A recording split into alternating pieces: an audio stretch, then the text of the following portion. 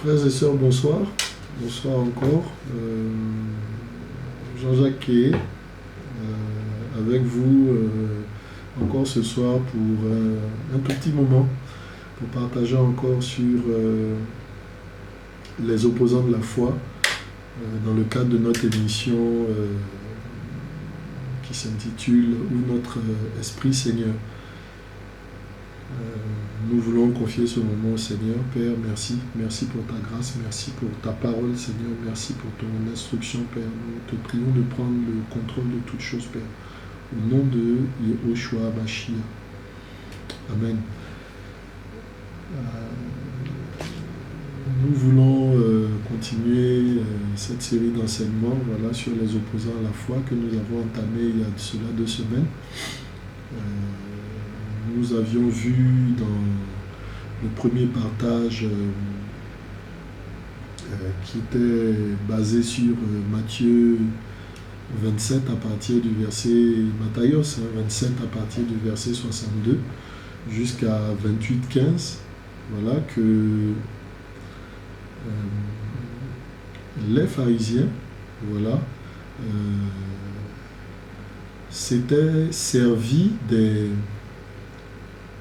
de la garde que leur avait donné Pilate, s'était associé aussi avec Pilate,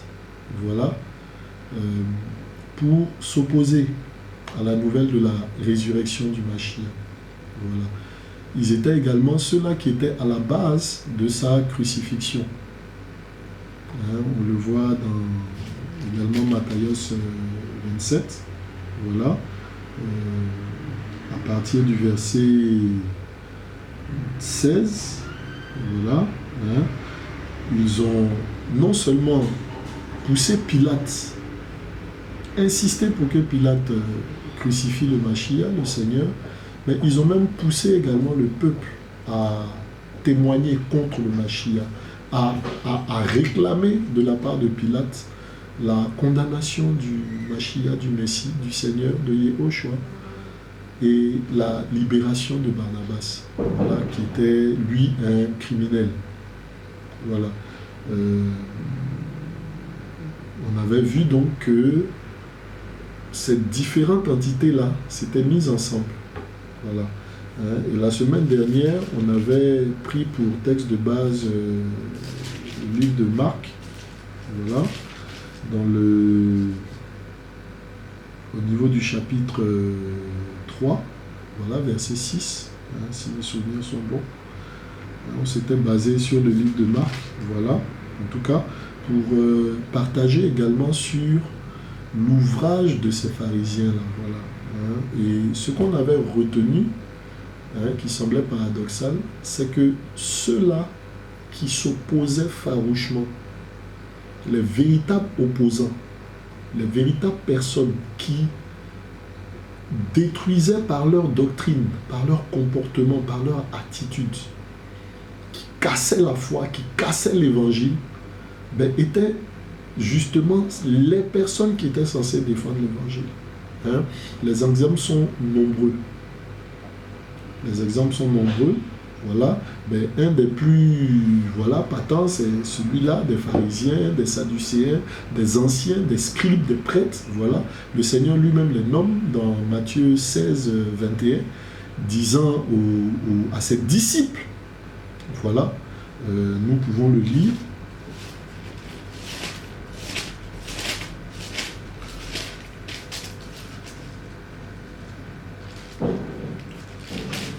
Matthieu 16, verset 21.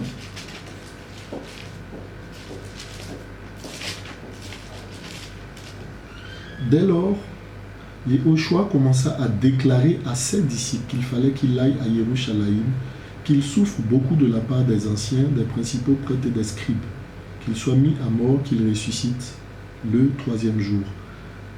Alors, ce que nous voulons faire ressortir ici, c'est à ses disciples. C'est-à-dire comme si un des enseignements principaux, un des enseignements qu'il faut retenir, des choses qu'il faut retenir de la doctrine, des choses que les disciples, ceux qui veulent suivre Yehoshua doivent retenir, ben, c'est que ceux-là qui sont censés défendre l'évangile, ceux-là qui sont censés être des gardiens, être des enseignants, ben, ce sont ceux-là exactement qui font obstacle à l'évangile. Nous l'avons dit la dernière fois, c'est paradoxal, mais c'est ce qui est. Nous avons vu, nous voyons dans le cas de la parole, ben, celui qui a trompé, qui a trahi, ben, fait partie des 12 qui ont été choisis par le Mashiach. Il s'agit de Yehuda Iscariote, de Judas Iscariote. Voilà. Qui, pour des motivations mercantiles, pour de l'argent, a décidé de trahir le Seigneur. Donc ce Yehuda-là n'était pas éloigné, ce Judas-là n'était pas éloigné. Ce n'était pas un étranger pour le Seigneur. C'était un proche.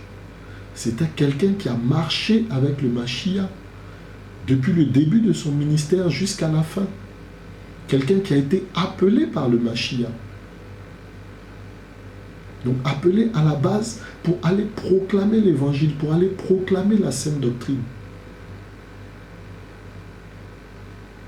C'est une mise en garde, frère. C'est une mise en garde pour nous qui prétendons, qui aspirons à partager l'évangile. C'est une mise en garde également pour ceux qui cherchent à marcher après le Seigneur, qui cherchent à suivre le Seigneur. Une mise en garde pour leur dire, ben, ne prêtez pas foi à tout ce qui vous est enseigné. Ne prêtez pas foi à tout ce qui est partagé. Mais plutôt, vérifiez ces choses-là. Sont-elles conformes ou non à la sainte doctrine? Nous avons vu dans le livre de Matthieu également, pourquoi il faut vérifier la sainte doctrine. Pourquoi il faut prendre soin de regarder à ce qui nous est enseigné. Pourquoi il faut prendre soin de vérifier. Je veux prendre ce passage-là, sur lequel nous nous sommes appuyés la première semaine. Voilà, dans le livre de Matthieu, où justement, dans le livre de Matthieu, donc, où les pharisiens, justement, se sont approchés du Seigneur, se sont approchés du Mashiach, pour lui demander pourquoi ceux-là qui marchent après lui préfèrent s'attacher à la doctrine au lieu de s'attacher à leur enseignement, à la tradition orale. Voilà le conflit qu'il y a. Et ce conflit-là, il n'est pas dépassé, frères et sœurs.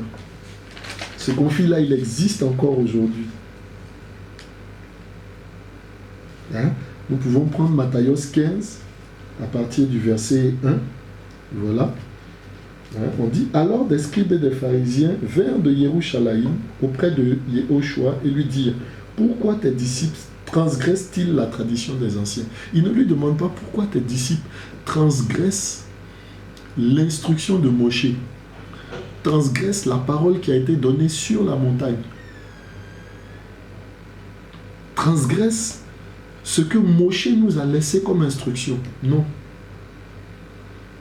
Il lui demande pourquoi il transgresse la tradition des anciens. Et nos assemblées aujourd'hui, pour beaucoup frères, malheureusement, sont bâties sur des personnes, sur des enseignements, sur des traditions.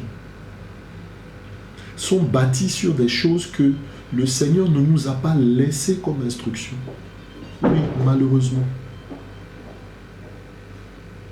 Et c'est ces choses-là dans lesquelles nous croyons, ces choses-là dans lesquelles nous fondons notre foi, nous fondons notre espérance.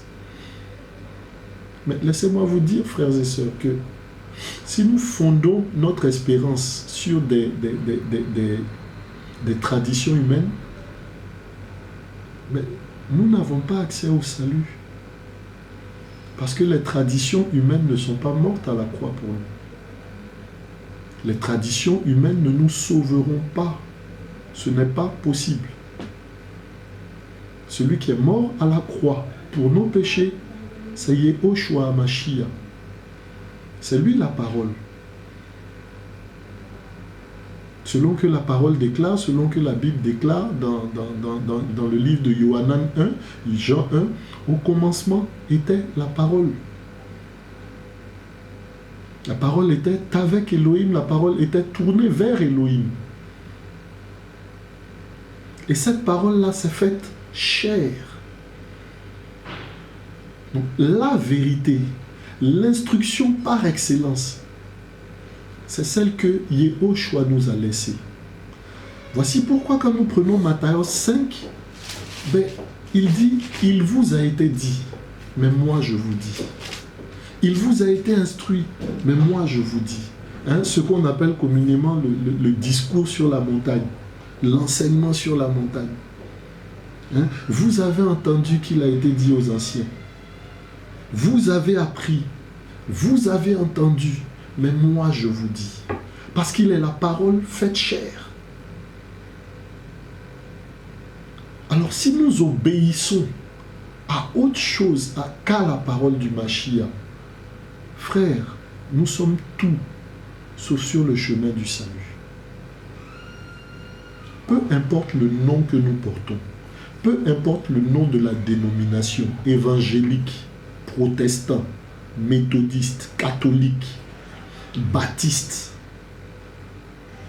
peu importe, je vous dis, parce que le Mashiach, prenez les évangiles du début à la fin, prenez les épîtres du début à la fin, nulle part il n'est mentionné ces dénominations-là, nulle part.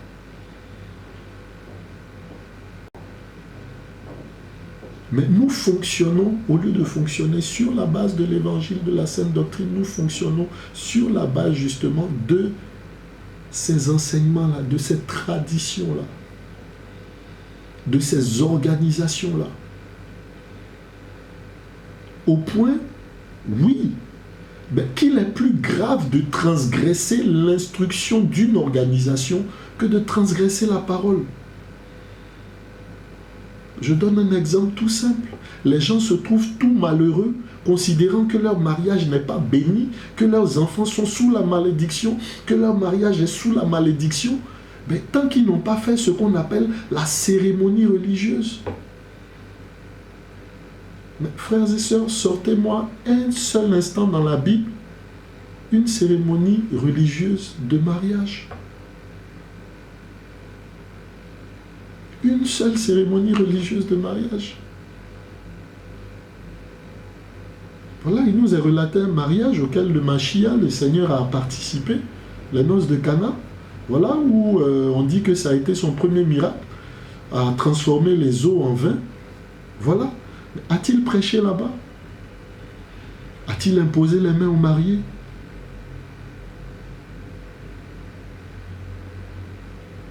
Non.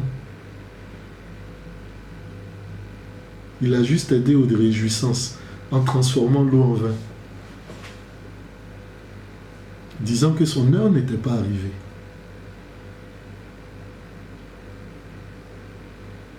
On aura l'occasion de partager également sur la signification, sur la portée de cet acte-là de la part du Seigneur. Mais ce que je voudrais relever, c'est la condamnation dans laquelle les uns et les autres se retrouvent parce qu'ils sont emprisonnés dans ce sentiment-là que si un pasteur, un prêtre, s'il n'y a pas eu cette cérémonie religieuse-là, leur mariage est sous la malédiction. Ce n'est écrit pourtant nulle part. Et il y a tellement d'exemples comme ça. Tellement d'exemples comme ça. Je donnais la dernière fois l'exemple, par exemple, du christianisme céleste où on marchait sans chaussures, où on marchait avec des soutanes. Je parlais d'eau bénite dont on doit asperger ci ou ça.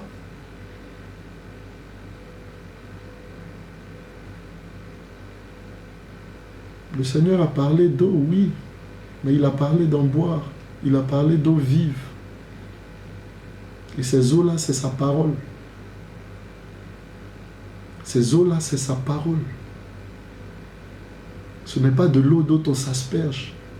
Ce n'est pas de l'eau dont on se lave. Non, c'est sa parole. C'est sa parole que nous devons boire. Boire jusqu'à la lie. Boire sans jamais être répu. Boire avec une soif ardente. Paul parle des chrétiens de Bérée comme des gens qui ont des sentiments nobles, parce qu'ils vérifiaient dans les Écritures tout ce que Paul leur enseignait. Acte 17. Combien de fois vérifions-nous ce qui nous a enseigné? Combien de fois? Nous retrouvons aujourd'hui des assemblées où des inconvertis viennent enseigner sur comment gagner de l'argent. Comment devenir riche.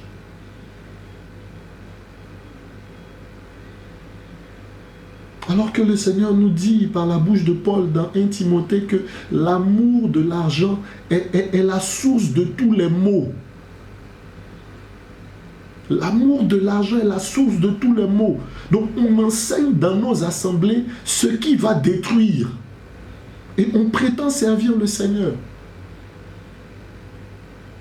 Tous nos enseignements aujourd'hui, c'est sur la richesse, sur la prospérité, sur la grandeur. À l'image justement des Hérodiens dont on a parlé la semaine dernière. Hérodiens qui viennent de Hérode, donc des gens qui sont attachés à la grandeur. Hérode qui était un roi.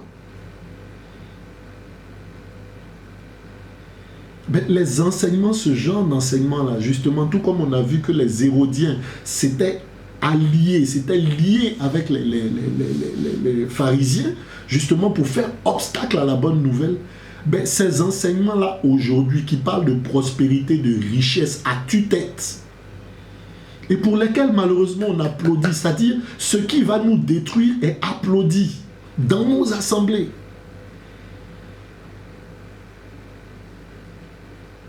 Tout est basé sur l'argent.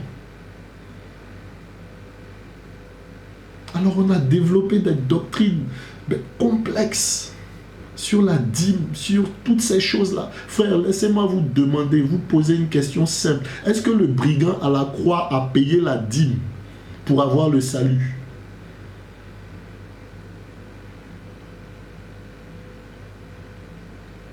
Tradition des hommes. Des traditions qui sont basées sur l'amour de l'argent. Rien d'autre. Ces gens qui par le passé là avaient transformé le temple en un lieu de commerce n'ont pas changé. Ils sont là encore aujourd'hui. Transformant vos lieux d'assemblée, vos lieux de prière en endroits où on ne fait que parler d'argent.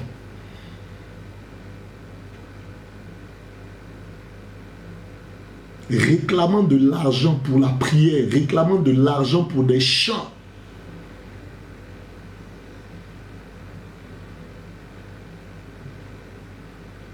Aujourd'hui, on vend des chants. Je me souviens de mon premier partage. J'avais mis un chant de Terry McCalmon. C'était un premier partage que vous n'avez pas vu. Voilà. J'avais mis un chant qui est censé être un chant qui loue le Seigneur, qui doit nous édifier, qui doit nous encourager. Mais voilà, j'ai été bloqué par YouTube. Vous comprenez pourquoi je ne mets plus de chant aujourd'hui pendant que je partage? Ou bien vous comprendrez aussi pourquoi on est obligé d'écrire je ne possède pas les droits de ce chant-là. Comment peut-on posséder des droits sur une œuvre qui est spirituelle, qui vient du Mashiach? Une œuvre qui est inspirée par l'Esprit, donc que nous n'avons pas faite nous-mêmes. Comment pouvons-nous prétendre réclamer de l'argent à quelqu'un pour qui on a prié? Combien de fois est-ce que le Seigneur a demandé de l'argent à ceux qu'il a guéris? Combien de fois, frère? Des aveugles ont vu, des boiteux ont marché, des sourds ont entendu, des muets ont parlé. Combien leur a-t-il demandé? Combien a-t-il exigé d'eux? Il a plutôt dit, vous avez reçu gratuitement, donné gratuitement. Frère, la grâce ne se monnaie pas. La grâce ne se monnaie pas. Aujourd'hui, là, tout est basé sur l'argent. Un chanteur ne peut plus chanter s'il n'est pas payé. Un frère ne prêchera pas s'il n'est pas payé. On parle de cachet. On ne peut pas écrire un livre pour glorifier le Mashiach et le distribuer gratuitement. Pourtant, nous avons reçu la grâce gratuitement.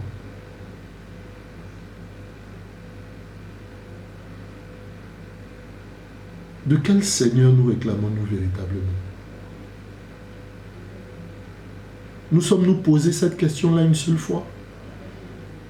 Ou bien continuons-nous d'accepter de gober sans réfléchir, sans analyser? Romains 2, 24 le dit, hein? On va le lire. À cause de vous, mon nom est blasphémé dans les nations. Mon nom est blasphémé dans les nations.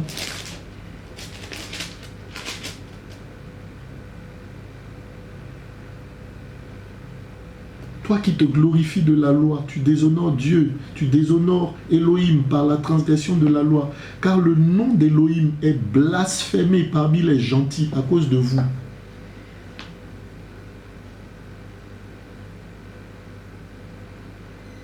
Regardez les excès aujourd'hui.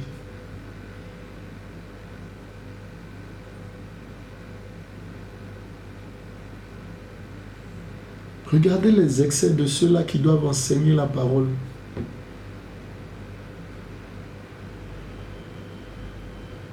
Qui ne regardent même pas la désolation de ce peuple-là. Qui soupirent après la vérité.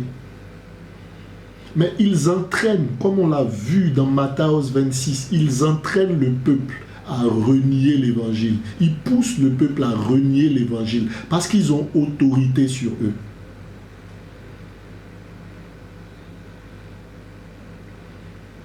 C'est des gens qui sont assis sur les vies des uns et des autres.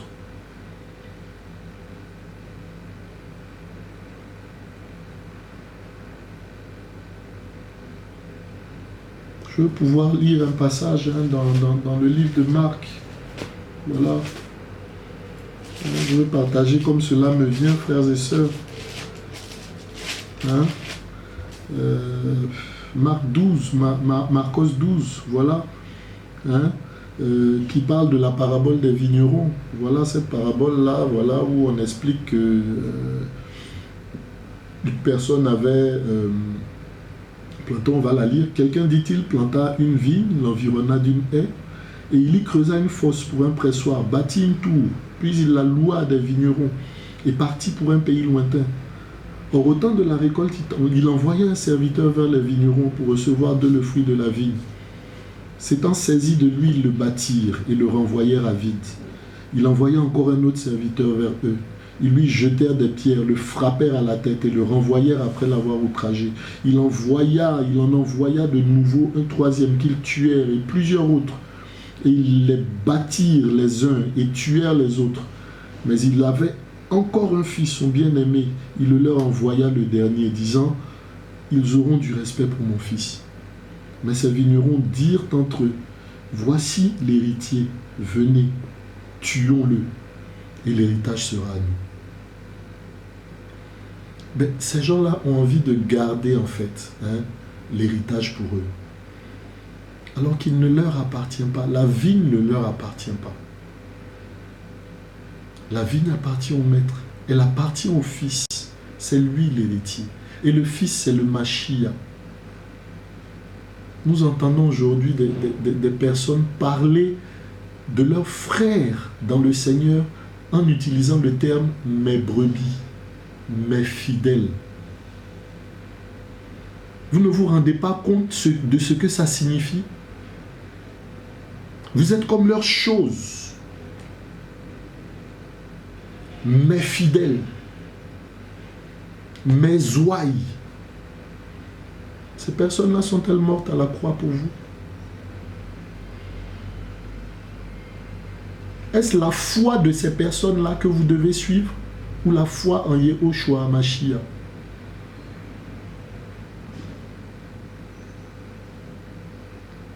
Pour qu'elles puissent trouver dans leur bouche et dans leur cœur l'autorité pour vous appeler mes ouailles, mes brebis, mes fidèles. Mais cela signifie que vous ne marchez plus après le Mashiach, mais que vous marchez après ces personnes-là. Moi, je refuse d'être le fidèle d'un homme. Je veux être le fidèle du Mashiach. Je veux être le disciple du Mashiach. Et c'est ce à quoi je viens vous inviter ce jour.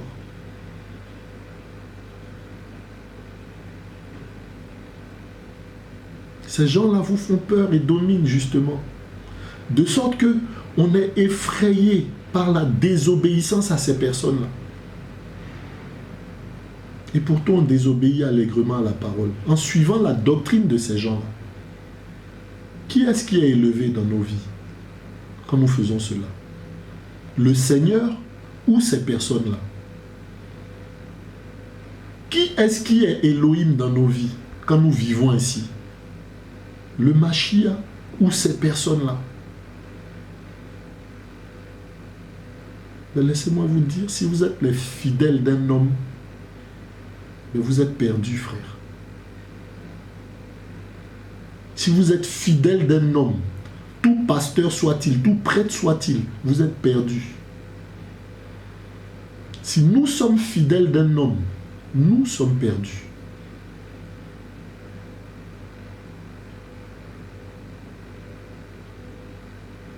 Remettons notre foi en question.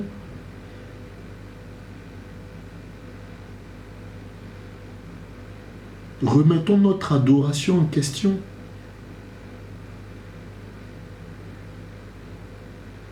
Sommes-nous dans la vérité?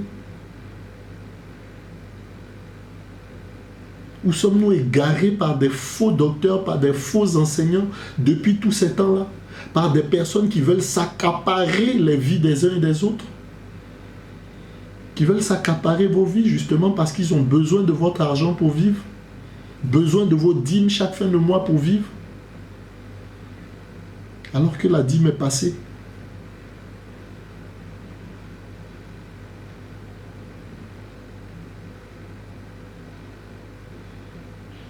Vous me demanderez, oui, mais c'est pas passé, c'est pas passé. Si, la dîme est passée.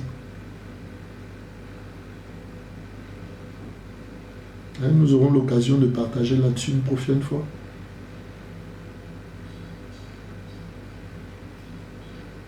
Je veux simplement attirer notre attention sur la foi que nous manifestons.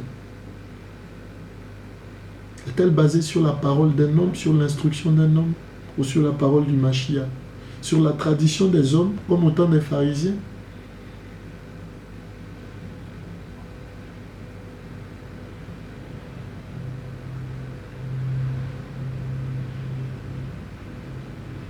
Le Seigneur revient. Il est à la porte. Il revient chercher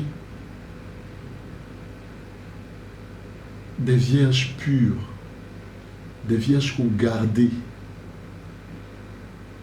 l'alliance, des vierges qui se sont gardées, qui n'ont pas accepté de se pervertir, qui n'ont pas accepté de salir l'alliance, de souiller l'alliance, en y ajoutant ou en retranchant.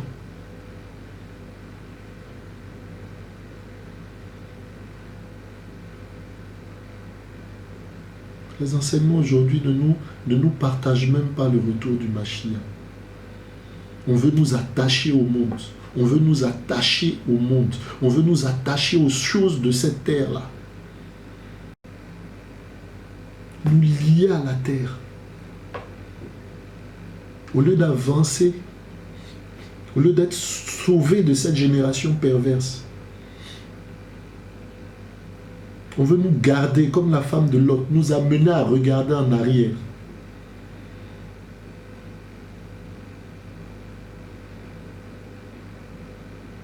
Sortons de cette génération pervertie. Sortons de cet évangile perverti. Mettons-nous à part. Gardons-nous de cette souillure. Lavons nos robes.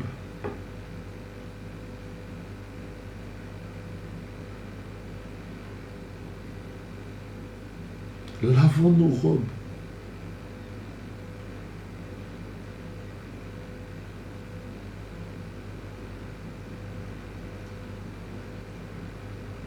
Le Seigneur a dit cette parole-là que nous connaissons pratiquement tous. Je bâtirai mon ecclésia, je bâtirai mon église, je bâtirai mon église, je bâtirai mon église. Il s'agit de l'ecclésia de Yehoshua à Mashiach. L'église n'appartient pas aux dénominations et aux hommes. Alors quiconque se réclame de l'église doit vivre, doit marcher comme Yehoshua nous a instruit, nous a enseigné. Et non pas comme les dénominations nous l'enseignent. Non pas comme nos organisations.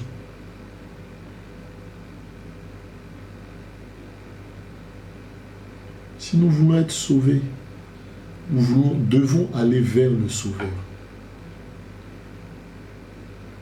Regardez à l'époque, il y avait plusieurs partis, plusieurs dénominations.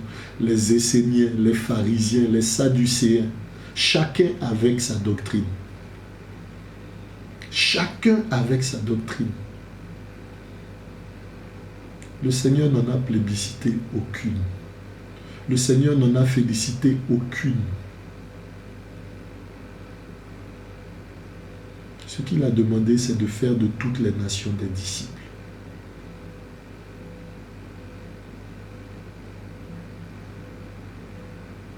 Sommes-nous des disciples? Ou sommes-nous catholiques? Sommes-nous des disciples du Mashiach? Ou sommes-nous évangéliques? Sommes-nous des disciples du Mashiach? Ou sommes-nous chrétiens célestes?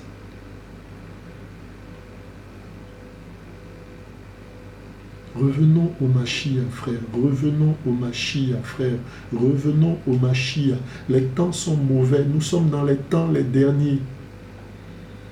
Nous sommes dans les temps les derniers, justement depuis le jour où l'héritier lui-même a été mis à mort.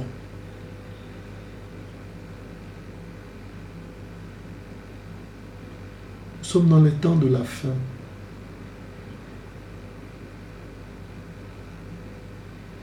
Revenons au Mashiach, frère. Réexaminons notre foi.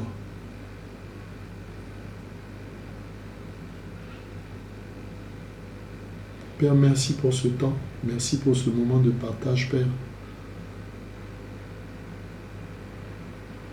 Père, que ta parole fasse son œuvre dans nos cœurs et dans nos vies, Père. Au nom de Yehoshua Mashiach. Et que toute la gloire te soit rendue, Père très saint. Seigneur, visite nos vies, visite nos cœurs, Père. Au nom de Yehoshua. Amen. À bientôt, frères et sœurs. Que le nom du Seigneur soit béni. Amen.